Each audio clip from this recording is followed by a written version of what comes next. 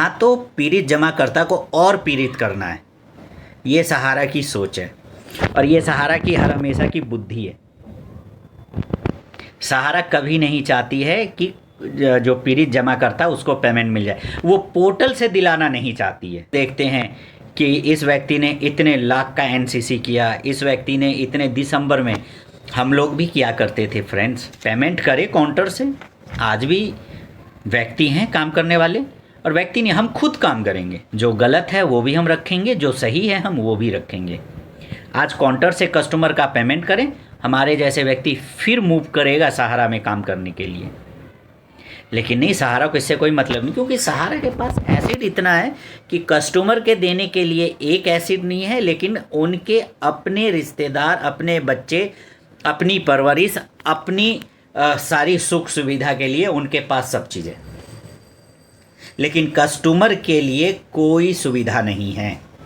सीधा एक ही सुविधा है कि पोर्टल पे जाएं और पोर्टल से पेमेंट लें। पोर्टल से भी पेमेंट लेने के लिए अगर कस्टमर लगा हुआ है तो भी उनका डेफिशिएंसी दूर नहीं करेगा सहारा। ये है सहारा का तरीका।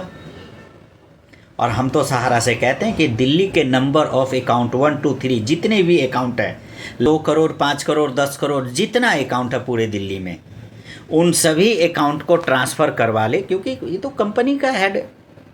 कंपनी जब P2P करवा सकता है तो सारा अकाउंट किसी दूसरे स्टेट में जो स्टार में काम हो रहा है वहाँ ट्रांसफ़र करवा के कस्टमर का पेमेंट क्यों नहीं कर रही है। हमें भी तो वही चीज़ करवाया करता था कि नहीं, नया कस्टमर लाओ और पुराने को दो। तो नया कस्टमर लाते थे तो उसका P2P करके उनको बॉन्ड पकड़ाते थे और उनको कस्टमर को पैसे देते थे। तो ये चीज़ तो सहारा भी कर सकती है।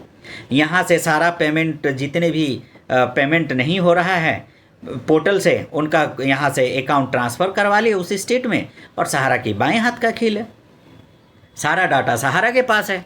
जो डेफिशिएंसी दूर करवाने में टाइम लग रहा है, जिसको CRC में भेजने में टाइम लग रहा है, तो उनके लिए तो ये ईजिली है। सिर्फ यहाँ से डाटा उधर ट्रांसफ़र करना है, वो ट्रांसफ़र करे और कस्टमर का डायरेक्ट वहीं से ECS कर दे, ब्याज के साथ ECS कर दे, जो भी अमाउंट जिसका जितना बन रहा है वो ECS कर दे। देखिए हमारे जैसे फिर सहारा में काम करेगा, और क्यों नहीं काम करेगा।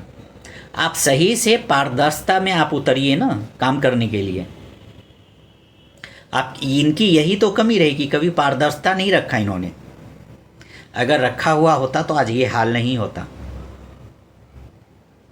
तो फ्रेंड्स, ये है सच्चाई, सहारा की सच्चाई। 6ठे महीने में रिसबमिशन हुआ, 7वें महीने में रिसबमिशन हुआ, 8वें महीने में रिसबमिशन हुआ। शायद मेरे पास 2-4 केस ऐसे होंगे जो मुझे अभी शायद वो पेपर मेरे पास नहीं मिल रहा है, शायद 4था या 5वें महीने का रिसबमिशन हो रखा है, वो नहीं आया पेमेंट। तो बताइए फिर सहारा में कैसे काम किया जाए।